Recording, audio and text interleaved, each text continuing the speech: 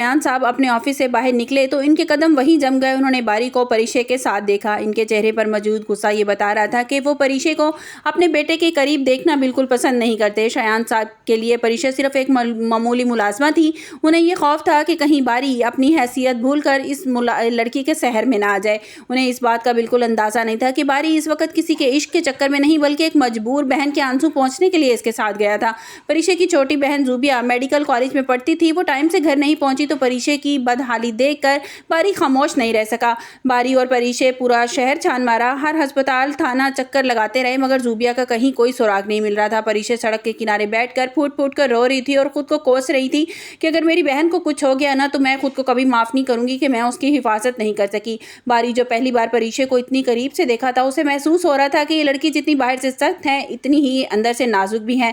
बारी ने बहुत ही नरमी से परिशे को हौसला बढ़ाया और कहा कि परिशे, आप सबका ख्याल रखती हैं, आज थोड़ा अपना भी ख्याल रखें और खुदा पर भरोसा करें, बहुत जल्द आपकी बहन मिल जाएगी। आखिरकार जूबिया एक जगह से मिल गई। इसका रिक्शा ख़राब हो गया था और मोबाइल की बैटरी ख़त्म होने की वजह से वो राब्ता नहीं कर पा रही थी। वीडियो में आगे बढ़ने से पहले अगर आप मेरे चैनल पर नए हैं तो लाइक और सब्सक्राइब कर दें। परिशे ने जब अपनी बहन को सही सलामत देखा तो उसकी जान में जान आ गई। उसने बारी का शुक्रिया अदा किया कि जिसने इस मुश्किल वक्त में उसका को तनहा नहीं छोड़ा था।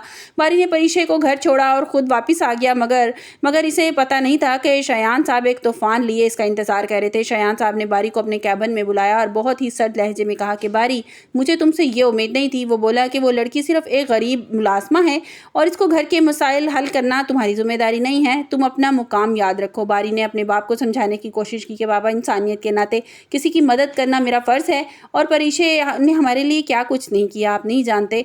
बारी ने याद दिलाया कि जब आप अस्पताल में ज़िंदगी और मौत की जंग लड़ रहे थे, ये वही लड़की है जिसने मनाल को सहारा दिया था। मगर अयान साहब अपनी ख़ानदानी वक़ार का भूत उन पर सवार था। उन्होंने बारी से साफ कह दिया कि आइंदा परिशे के साथ वो कहीं नज़र ना आए। उन्होंने वार्निंग दी कि अगर ऑफिस में तुम्हारा और इस लड़की का एक साथ देख लिया, मैं नौकरी से निकालने में 1 मिनट नहीं लगाऊंगा। अयान साहब ने जाने के बाद बारी ऑफिस में अकेला रह गया और अपने बाप की सोच पर इसे बहुत दुख हो रहा था कि सिर्फ दौलत को ही सही समझते हैं। इसी रात बारी घर नहीं गया। इसने फैसला किया वो पूरी रात बैठकर काम करेगा जो अधूरा काम रह गया है और परिशे की वजह से रह गया था। वो चाहता था कि अयान साहब ये कोई साबित कर सके कि परिशे इसकी काम में रुकावट नहीं बल्कि वो इसकी हिम्मत बढ़ा रही है। अगली सुबह जब बारी की आंख खुली तो इसने देखा कि परिशे वक्त से पहले ऑफिस पहुंच चुकी है और उसके लिए कॉफ़ी बनाकर लाती है। बारी के चेहरे पर एक मीठी मुस्कुराहट आ जाती है। ऐसे लगता है जैसे सारी रात की थकावट इसकी दूर हो गई हो और वो बिल्कुल एकदम फ्रेश उठा था। बारी को अब एहसास हो रहा था कि लाशऊरी तौर पर परिशे की सादगी और इसकी खुददारी इसको अपनी तरफ खींचती जा रही है। दूसरी तरफ परिशे घर के हालात भी बहुत ख़राब थे। आलिम साहब अपनी दूसरी बेवी रुमैसा के इशारों पर नाच रहे थे। रुमैसा जूबिया के मेडिकल कॉलेज की दाखिले की खबर सुनकर आलिम साहब इसे मुबारकबाद देने के बजाय उस पर गुस्सा होने लगे कि लड़कियां पढ़ लिख कर आगे साबित क्या करना चाहती हैं। रुमैसा मुसलसल आलिम साहब को उकसा रही थी कि ये लड़कियां आपके काबू से बाहर होती जा रही हैं। एक ने तो अपने काम की वजह से लड़का फंसा लिया और दूसरी तरफ जो परिशे है वो भी देखना ऑफिस में नया गुल खुलाएगी और वहाँ पे किसी लड़के को पसंद करके लाकर हमारे सामने खड़ा कर देगी और कहेगी कि मैं इससे शादी करना चाहती हूँ। आलिम साहब अपनी बीवी जुबैदा को ताने दे रहे थे, अगर तुम्हारा कोई बेटा होता तो आज मेरा सहारा बनता। ये लड़कियाँ तो सिर्फ जिल्लत लाती हैं। उन्हें ये नज़र नहीं आ रहा था कि अगर घर में उनकी बेटी परिशे ना होती तो घर कैसे चलता। वो सारा बोझ जो था वो तो आलिम साहब पे पड़ जाता, लेकिन वो तो ये बात सुनने को तैयार ही नहीं थे।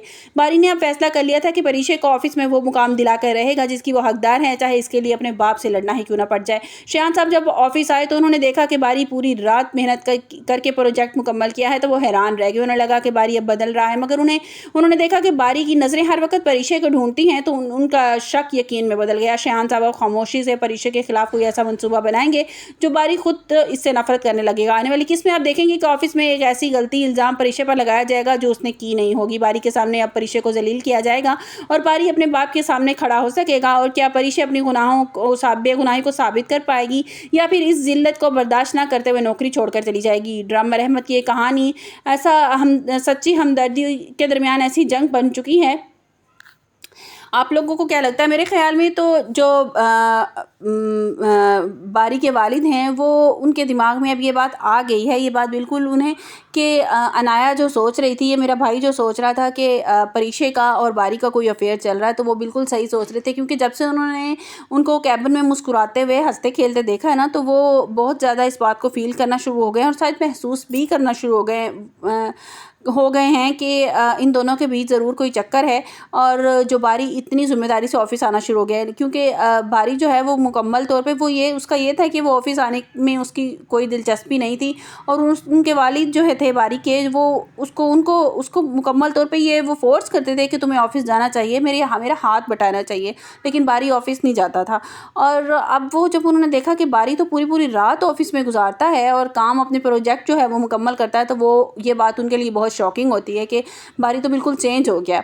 और शायद उन्हें ये लग रहा है कि इसकी वजह से मेरा भाई मुझसे दूर हो गया, क्योंकि वो जब उनको हार्ट अटैक आया था, रेहान साहब को हार्ट अटैक आया था, तो उनका भाई थोड़ी देर उनको देखा और वो वापस चला गया था और वो दोबारा उनसे मिलने के लिए नहीं आया। तो मेरे ख़्याल में आने वाले एपिसोड में शायद बारी मना भी ले अपने वालिद को, क्योंकि वो ये जानते हैं कि परीक्षा जो है वो अच्छी लड़की है। और देखते हैं आने वाले एपिसोड में क्या होता है। आपको हमारी वीडियो कैसी लगी कमेंट्स बॉक्स में अपनी राय का इज़हार ज़रूर कीजिएगा। मिलते हैं एक नई वीडियो के साथ। अपना बहुत सा ख्याल रखिएगा। अल्लाह हाफिज़।